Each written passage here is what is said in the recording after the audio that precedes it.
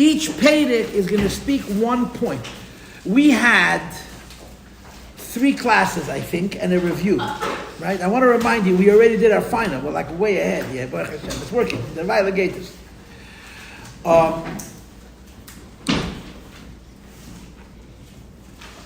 We learned 2 classes, Pedic Aleph, Pedic Beis, and then I relearned Pedic Aleph and Pedic Beis, and I showed you how the Rebbe answered every question. He asked 4 questions, and he gave 4 answers. Why it's Pada B'Sholem, why it's Mekrav, why it's Li, and why it's Tibirav Ma'imad. In the next 3 Prakim, he's going to do the following. Look at the beginning of Pedic Gimel V'hinei. Kol in Yonim Eila Yeshnam Ba'aveda Sa'adim. I answered the questions as they are in Iyun, in Lomdis, in other words, in Torah. On the Torah level, why does David HaMelech say Pada B'Sholem? Why does David HaMelech say Mikrav? Why does David HaMelech say Li? Why does David HaMelech say Ki V'Rabim Ha'yimadi? We answered that. But every Indian in Torah is Eirah Navedis Hashem. Torah Meloshen Eirah, right? I'm marking your tests. I'm going as slow as molasses, as paint dries. But one of the questions I asked you was the 3 levels, right? Ma'isa Avos Simin Labonim, Ma'isa Avos Nesinas Keach Labonim, and Torah Miloshen Eirah. Every word of Torah teaches us a lesson in our daily life. The Rebbe obsesses over this more than any godly soul in history. The Rebbe took this notion of Torah Miloshen Eirah, which is in Zohar. It's also an adak. In other words, it's Alpi Kabbalah is gehalten, Alpi Chakira is gehalten. Torah is a lesson in life, and the Rebbe holds every word in Torah is talking to me now practically. The Rebbe is extreme. If the Torah says something, it's true. Every word in Torah is a lesson. So b'meila, these 4 points, Pada B'Sholem, Mikrav, Li, and Kiberabim, have to mean something to me, b'negei l'maisa. Yeshna ba'avedas ha'adam, you have an avedas Hashem, for us, for everybody, Kibavur ba'adrushim, as explained in the Maimonides. Umizem muvan, and it's understood, sheyeshnam b'teira, that they're found in the Teira. Kamei shekasav, and it says in the Pasuk, Zeis ha'teira Adam. Zeis ha'teira Adam means that the Teira was created in the image of Adam, or Adam was created in the image of Teira. Everything you have by a person, you have in the Teira. Va'api masha omer razal, based on what it says in the Zayah. Kutshubrichu istakel be'eraiso bora alma. Please stop talking. Yeah, please stop talking. The Eibishter looked into the Torah and created the world. Move on, it's understood that not only are these 4 ideas true in life, they're true in Torah. The Adarabah, to be sure, ha'inyanim heim b'Torah. First of all, each one of these points, Pada B'Sholem, Mikrav, Li, and Kibir Ma'avi Mo'imad, they have to be first of all in the Torah. Umimena nimshachim lo'elam, then they come down to people, to us. So Pada B'Sholem, Nafshi, Mikrav, Li, but I my mother is a pasuk in Tehillim. But last time I checked, Tehillim is also Torah, yeah? Okay, Ichel Vad. What does that mean? I'm waiting. There's a whole farbenging going on over there.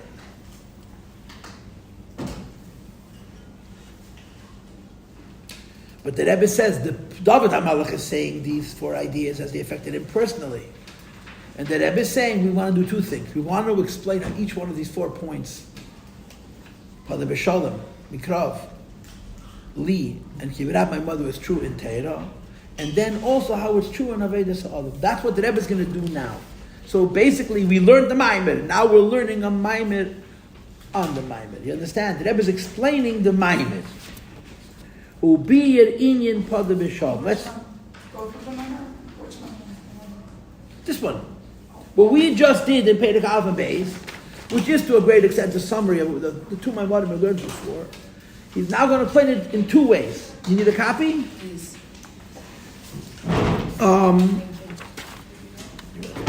How it is in Torah and how it is in Avodah Zarah. Ubiyir inyan Pada B'Sholem. The first point is Pada B'Sholem. Go, just take a quick peek. I'm so sorry. I apologize for interrupting you. Don't As ever. a principal, I never appreciate it, but I'm going to do it even though I don't appreciate it. I'm going to speak very quickly. You know, you put your phone on 1.5. Like 1.5 times. That's how quickly I'm going to speak. Many of you know me as your principal from high school, and it's so great to see some of, not many familiar faces, but a few of you. And hi.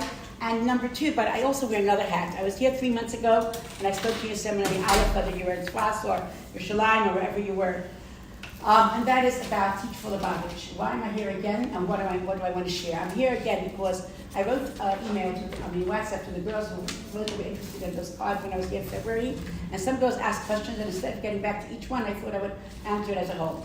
This is a year of shlichus. It doesn't mean like one girl asked, it doesn't mean I have to be a teacher the rest of my life. No, you don't have to. Baruch Hashem, I'm very proud to say that of the girls who did it this year, everybody's continuing in teaching, maybe one girl is not. Which means it was a success story for us, because the whole goal is to get people to do the shlichus of chinuch, which we feel is extremely, you know, I don't have to go to the white clothes by law. So I wanted to just share with you, because when I was here in February, we only had a half a year experience. Last year it was just a dream, now it's reality. And this reality worked out tonight hour beautifully. How do I know it worked out beautifully? Because the girls were happy, felt they really gained so much. The schools were happy, they felt the girls gave so much, and the students were impacted so positively. So what is it exactly? I'm going to pass just a few around. Many of you may have your mind about next year, that's nothing to do with you, and some of you may not. So I'm just going to pass you around. Some of you look at it, it interests you, and just I'll review it in 2 seconds. First of all, it's a paid job. You work 20 hours a week, and it's a paid job. Number two, you get mentorship. The school provides mentorship 2 hours a week, so you don't come into the classroom like in an ocean, you don't know how to swim and the sharks get you. You're exactly doing the issues of that class. You get courses. You can take up to 30 credits of courses. They're given by the Lubavitcher teachers, all about different aspects. And you don't pay for your courses, and enough accommodation pays for your courses. It's accredited by Ma'alot, just like your seminary is accredited by Ma'alot, the credits. You continue learning. We have Chassidus classes 2 hours a week, and in addition to all the chinuch classes. Now, this year we made more schools close to New York because seminary Gimel. We saw last year we had 2 seminary Aleph going from seminary Aleph girls, and the rest were all seminary Beis girls going into Gimel. So we found that girls like being close to New York in case you have to come into New York more easy. So we're dealing with Achei Temimim of Baltimore, which is a car trip away, Morristown, which is quite close, Pittsburgh a little bit further, but also in the east, New England Hebrew Boston Academy, Achei Temimim of Philadelphia. We could have more schools actually, but we just want to make sure that they're in the right, all the details are right, etc. I'm just going to give you some of these papers. I'm leaving some on the desk. If you're interested, please pick them up. You always feel free to call me, to contact me, etc. Okay? I'm not going to ask for questions because A, you might not have them, and B, I don't want to take Rabbi Paltiel's time. I'll leave a few over here. Thank you for your courtesy in allowing me to come in. Thank you. I like a lot of atzlocha. Thank you. But again, it's not my personal problem. It's the Rebbe shlichus. It's a shlichus of chinuch. So anybody who doesn't knows that they're embarking of talking about Eskatris, or Chassidus, anything else, something very, very real. All the best, take care, good young ladies, Kabbalah Satera v'simcha b'pnimis. Amen.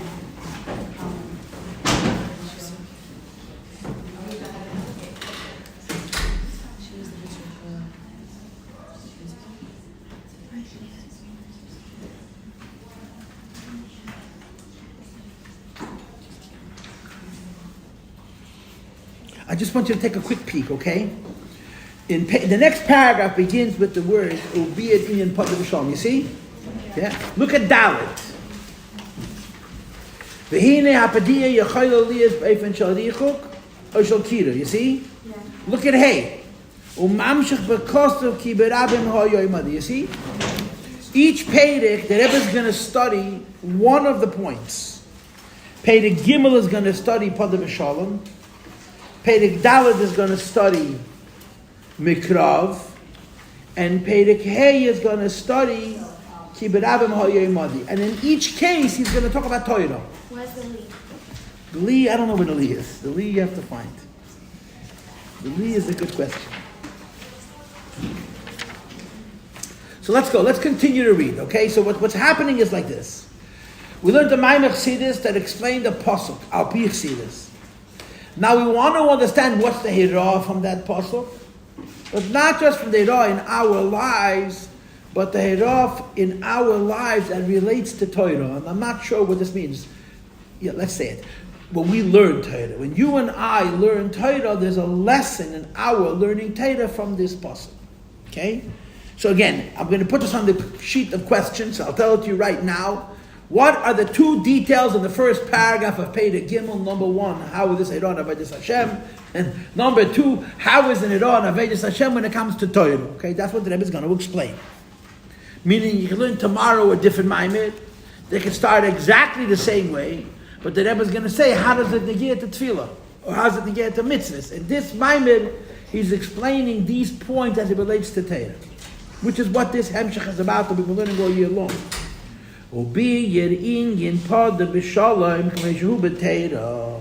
Let us explain Pada B'Shalom as it is in Torah. In other words, as you and I learn Torah, there is a need for Pada B'Shalom. Why? The Torah is Shalom. Torah is peace. The whole year we've been learning Torah is peace. What is the significance of Torah itself being in a peaceful way? So the Rebbe gives a very simple answer. In the Yadua, the Torah leba shamayim. Torah is not in heaven. V'nitno lamata ba'oretz dafka. The Torah was given on earth. And I like to add, whenever I come across this topic, there is two Torahs. There is a Torah in Gan Eden, and there is a Torah down here. But the Torah in Gan Eden we don't learn. I mean, the Torah in Gan Eden really is Chassidus, is Pnimis HaTorah, as you'll see at the end of this Perek. But the Torah that we learn is in this world, that speaks to us in this world. V'hayes, and considering the fact, Sha'atera nimtzas lamata, the Torah is found down here. Siklos, in a place of darkness, in a place of foolishness. The Torah itself needs to be redeemed. When we learn Torah, we have to learn the Torah in a redemptive way. Meaning, we have to learn the Torah in the kind of way that it redeems us, and it redeems the Torah from the world. When you and I learn Torah, but we learn Torah with the understanding that we're in a world which is incompatible with Torah, which is the opposite of the Torah. And we learn the Torah with a mindset that we're redeeming ourselves from the world. There's the advantage of light that comes after darkness. When a person learns Torah, Torah is a beautiful thing. It is a beautiful thing. And it's a holy thing. It's a peaceful thing. Torah is wonderful in many, many, many ways. But when you learn Torah, and you learn Torah with an awareness that there is a world, if you learn Torah with an awareness that Torah was given to the world, that exercise has a redemptive property. In other words, it's not just a holy exercise, it's an exercise of overcoming darkness. And that's the avodah, and that's the Torah. Pada B'Shalom means, remember how it started? What does Pada B'Shalom means? That there's a possibility for the opposite of Shalom. Right? You can't have peace if you don't have a competition, an opposition. Pada B'Shalom means that there's an enemy. Torah needing Pada B'Shalom means it's something opposite. The Torah that we have to deal with. What is that? The world. Because Torah was given in the world, and the world and Torah are not directly compatible. Go ahead. How do you say that Torah needs redemption? We need redemption in how to reconcile us in the world and the Torah. But the Torah is... First of all, you're right. Second of all, you remember the Maimed from the first semester. There's a Torah that talks to you about Ein Seif and Atzilus and Malachim and Neshamas. And then there's a Torah that sits and studies who's telling the bigger lie. Ma'ali l'shaker, right? And who's the Ganev and who's the Reitzeach. And the Torah is getting into the mind of people who are so devious and so sinister and so against anything that's meaningful. And Torah wants to get to the bottom of their thinking to decide what's true and what's false. So you're right. Torah is Hecha from Welt. But Torah gets into the nitty-gritty of it. It's called Torah Shabbat Peh. It's called Torah Leba Shamayim. When Torah comes down to a place where there's schmutz, the Torah itself is involved in that. So that you have to redeem the Torah means you have to always appreciate the fact that even when the Torah is dealing with this kind of material, the Torah is really higher than it. And it's an avodah. It's a task. Do you think it's our recognizing the Torah, or... I don't understand that question. Meaning, the Torah is... That's still us needing to redeem the Torah, not the Torah actually needs redemption.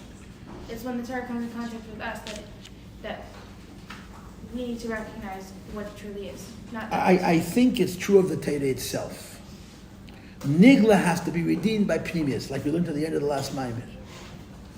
It's two things. I have to be redeemed using the Torah, and the Torah that comes down to speak on the level of darkness needs to be illuminated by something higher. And he continues, Va'al pi hayadua, and it's well known, Shebe'elam es ha'yenim, that in the higher worlds, ha'pshitas u'alakus, the natural truth is godliness. Va'eschachas hu ha'metzias, and the learned truth, the second truth, is that there is a world. If you could meet the Rebbe tells Elam es ha'yenim in the Ayin Beis, it's lifnei ha'tzimtzum. Before the tzimtzum, the only thing that's real is the Eibishter. That there is a world you have to discover. Ava lamata down here, who mehepech mizel legamri, is completely opposite of this. The apshitasu hametzias. The first truth is that there is a world. V'hayischatches v'alakus, and you have to learn that there is an Eibishter.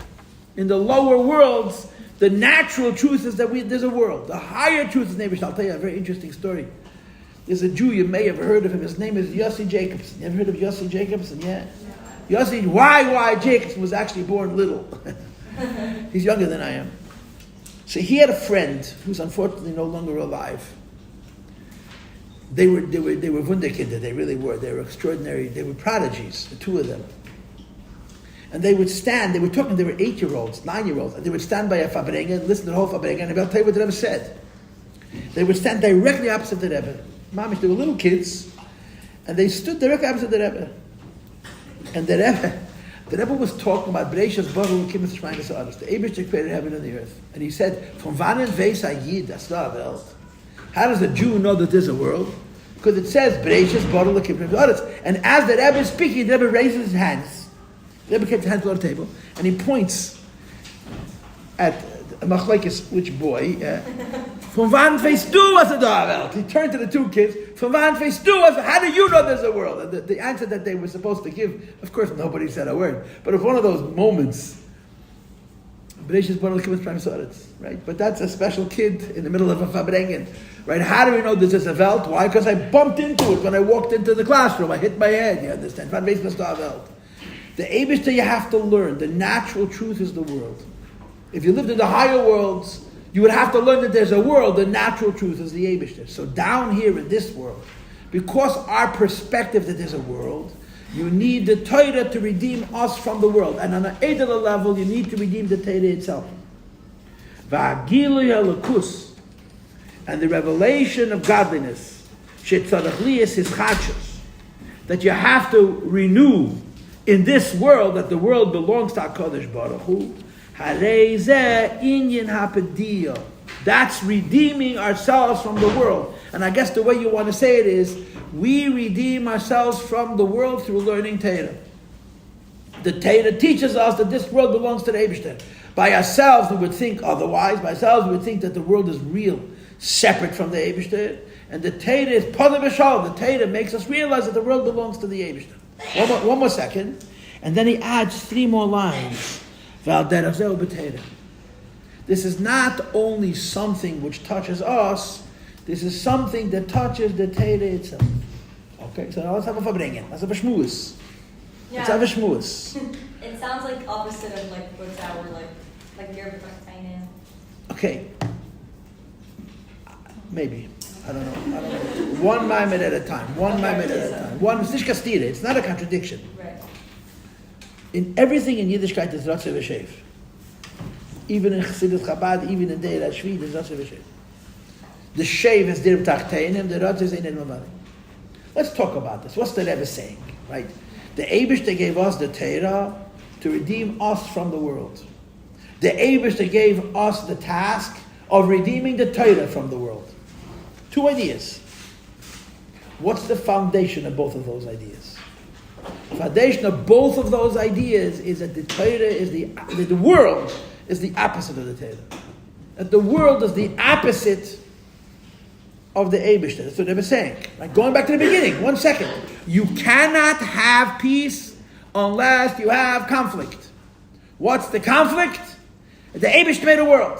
And the world as it appears to us does not naturally reflect that the world is the Eibishter's. So the foundational idea is, in other words, what's the most basic definition of the word pada b'shalom? If you want it to be technical and a nudnik, what's the most basic definition of the word pada b'shalom?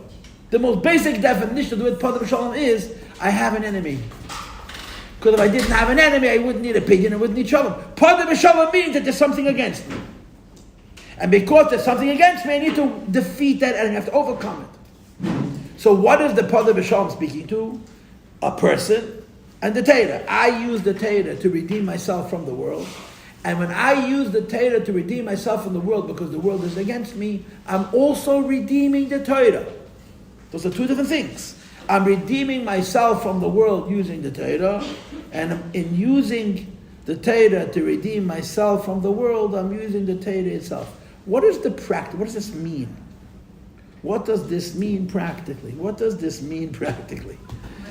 What does it mean? Okay, you have to learn Torah. Right? What does it mean? What does it mean? What does it mean? Two thoughts. What does it mean to me, and what does it mean to the Torah? What does it mean to me, and what does it mean to the Torah? Let's start with me.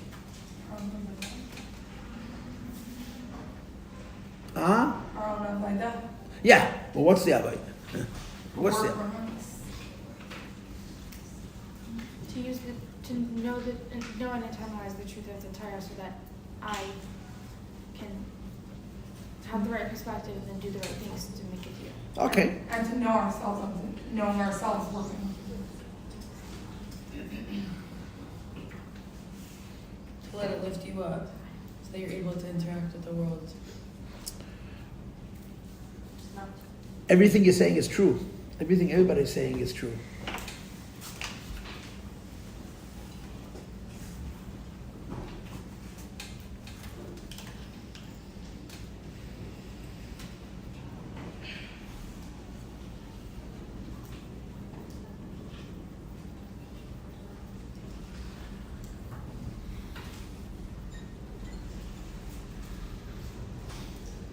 Is it that we're reaching the Ratzoi, which is the Ein Mamada, and then redeeming the Torah would be Torah V'Naltainen for what its rightful purpose is? Let's wait.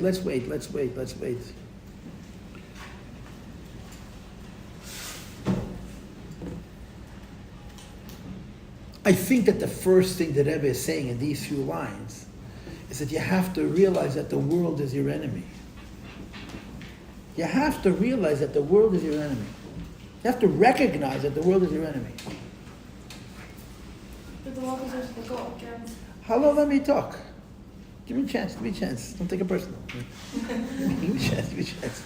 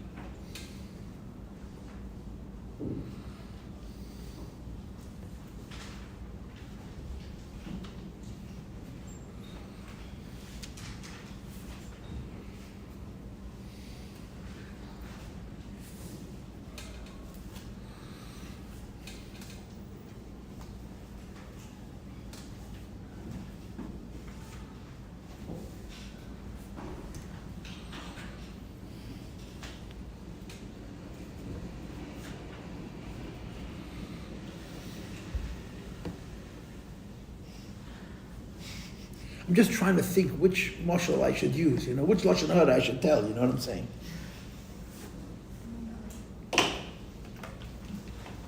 Is fighting a good thing or a bad thing? No, depends. Is fighting a good thing or a bad thing? I think we would all agree we'd rather not fight. I mean, some people love to fight, but I don't want to fight. But there are certain things that are worth fighting for. There are things worth fighting for. There are. There are things worth fighting for, not just in human nature, not just in psychology, there are things worth fighting for, even al pi Torah. Right? There's things worth fighting for, even al pi Torah. Right? What's an extreme example? A very extreme example. An extreme example of that is Rabbi Akiva and the Friedrich Rebbe. Rabbi Akiva learned Torah with kids at a time that the reward for learning Torah with kids was death. And for those who do not know, Rabbi Akiva met his death. He was murdered, Al Kiddush Hashem. And the Gemara says, it's a famous Gemara, that the Talmidim of Rabbi Akiva asked him, why are you teaching Torah to little kids? There's no chiyuv al pi Torah to teach Torah to little kids and risk your life. Yaharik v'yavar is for three things, and not for chinuch. And Rabbi Akiva gave him the mashal with the fox and the fish. You know about the fox and the fish? That the fish were very nervous, and the fox said to the fish, come live with me. And the fish said to the fox, you're supposed to be the chocham of all the animals, and you're a tippish, and the water we stand a chance.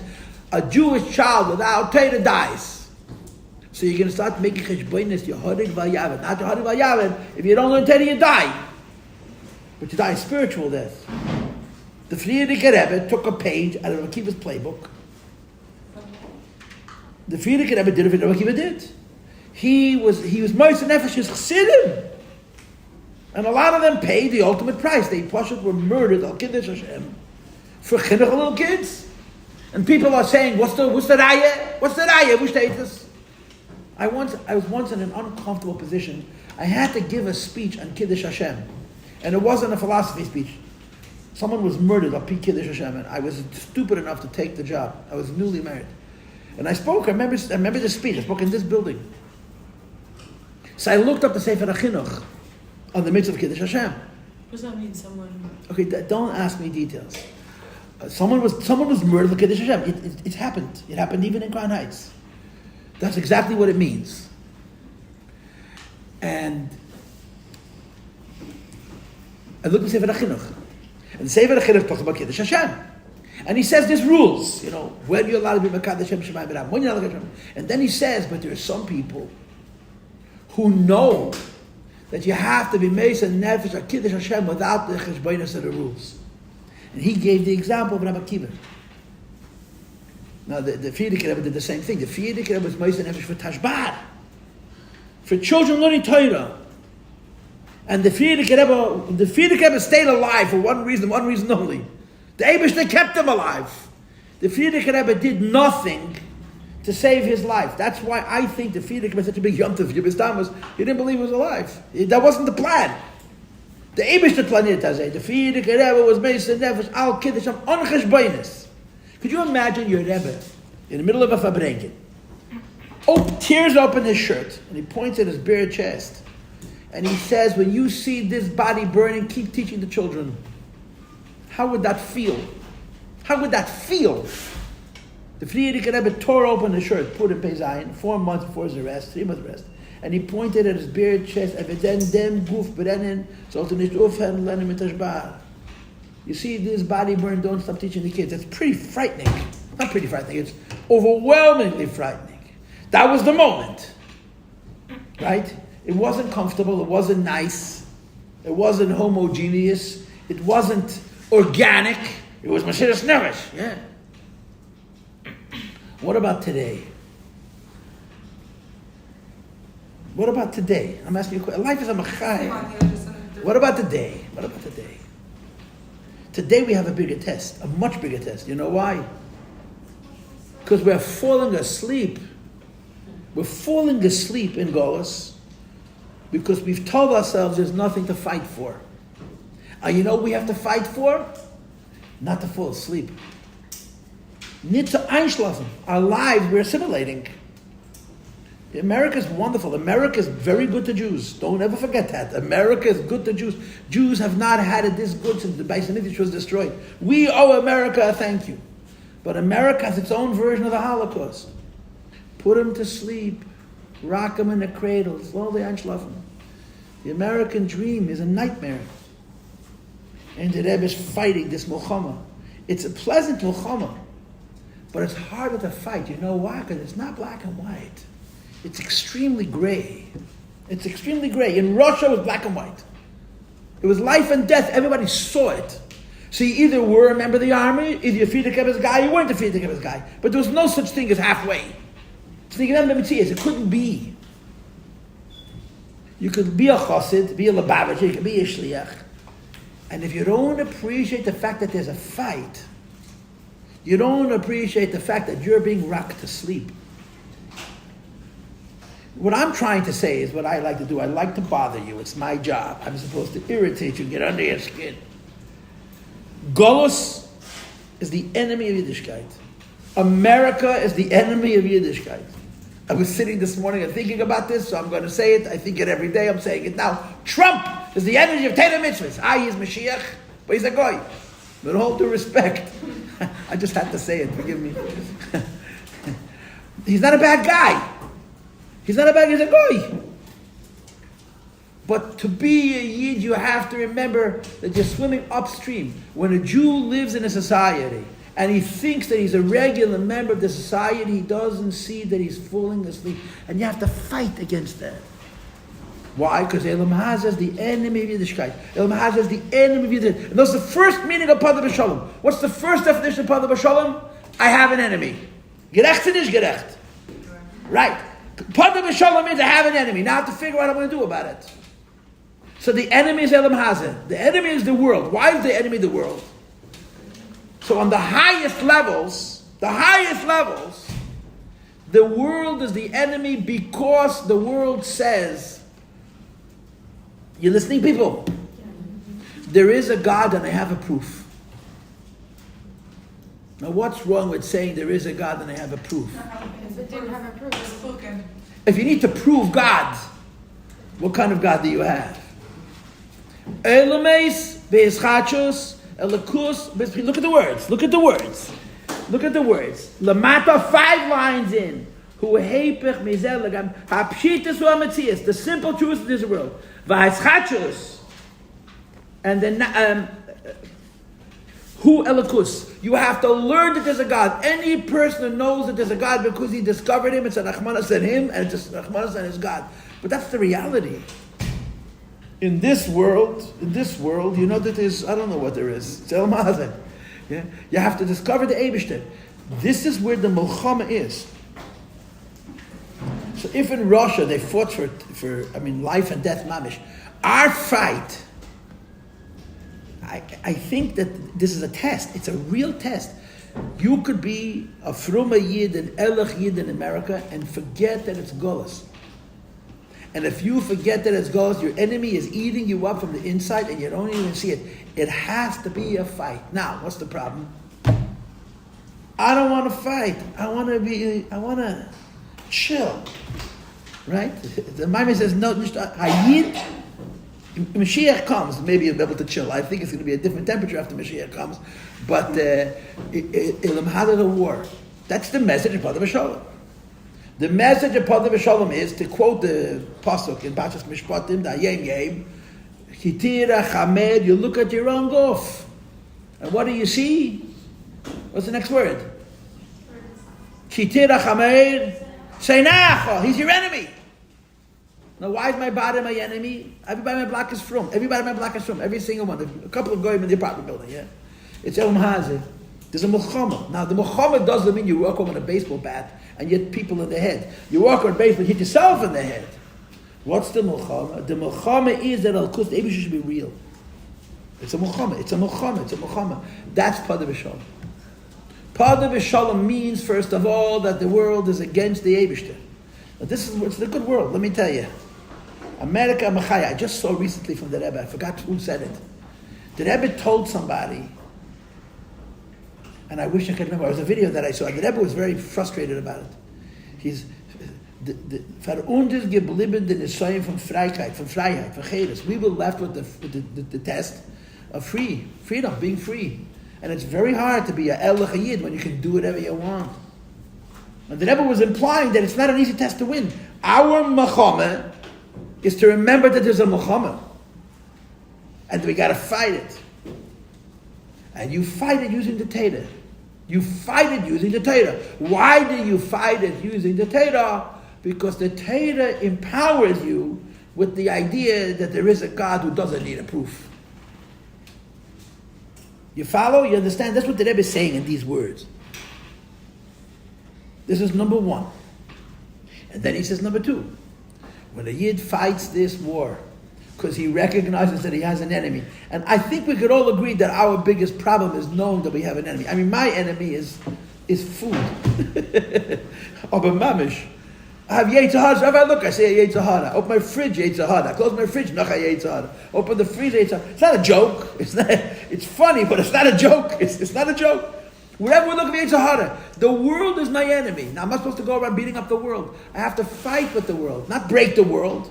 I have to break myself. I have to remember that this world is my enemy, and I have to not allow the world to put me to sleep. Work with the world? That's the Milchama. That's the Milchama.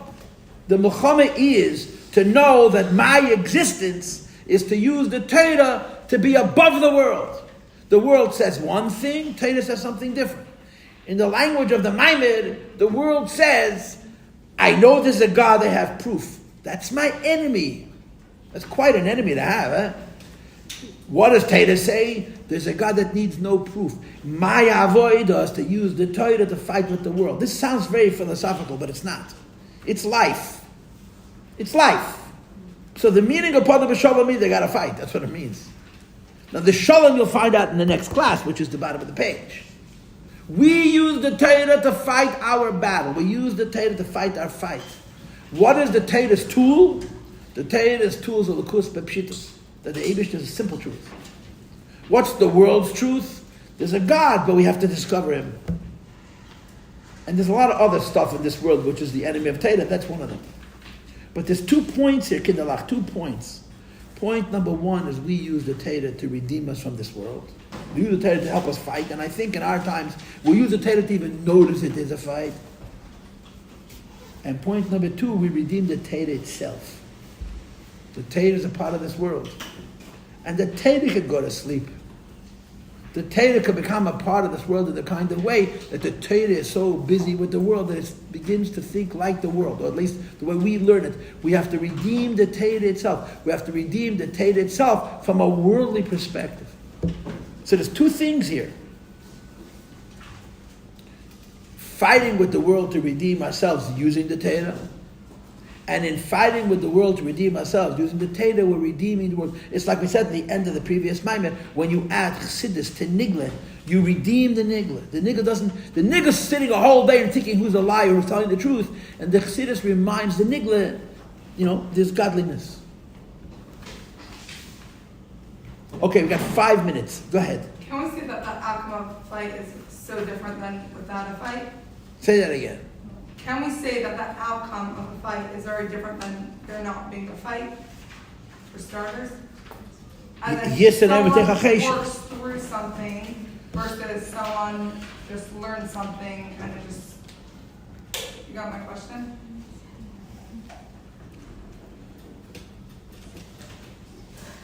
I think what you're saying is true. What you're saying is a fact. What you're saying is a... Is it a fact? Of course it's a fact. Of course it's a fact.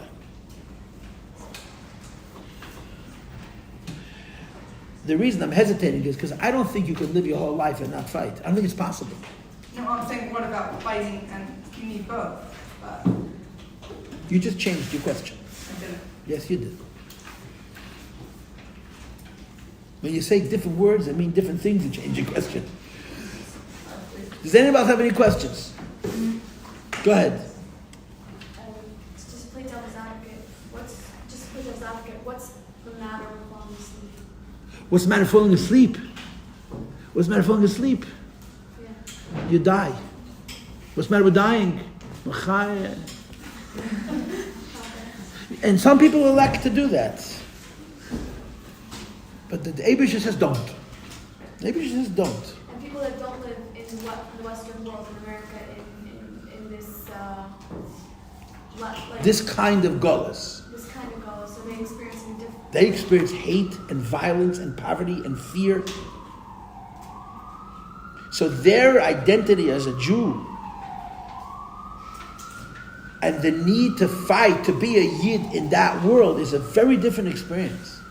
It's very painful. And you don't wish it on anybody. But one thing it's not is equivocal. You know, the Rebbe met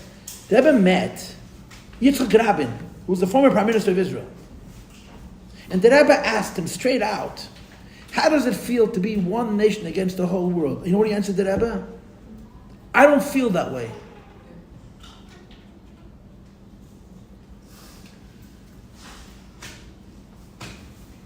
So the Rebbe had a whole conversation with him about Jews being different than non-Jews. I don't think he understood the connection. He told the Rebbe, why should there's France, there's Poland, there's Germany, there's Israel. Really? Really? If Rabin was alive today, would he also say it? Or he would say, the anti-Semitism came back. Anti-Semitism come back. The relationship between Yidden and the world is always inexorably different. And when you fall asleep, you get to where we are now. Go ahead. I don't understand what you're falling asleep is, but what if the people falling asleep are doing better than you? Like they're falling asleep, but like not. They have a comfortable pillow. Yeah. No, they're doing better than the one that's not falling asleep. Spiritual. They're doing better than me. That's impossible. Oh, it's impossible. Of course it's impossible. It may look better. But it's not better. Like let's say people having a comfortable life in God. I get it. I understand what you're saying. That's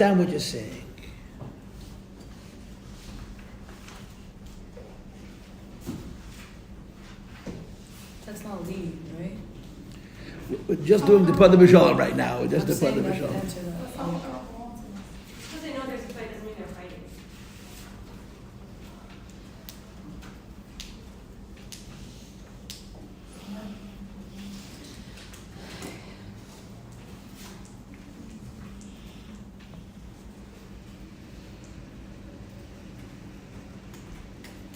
First of all, if someone looks like they're sleeping, they're not necessarily sleeping. There could be an element of judgment here. True. I'm trying to get into your head. And second of all, if they're taka sleeping, don't let appearances fool you. Because that's what it is. It's appearances. Okay, I'm going to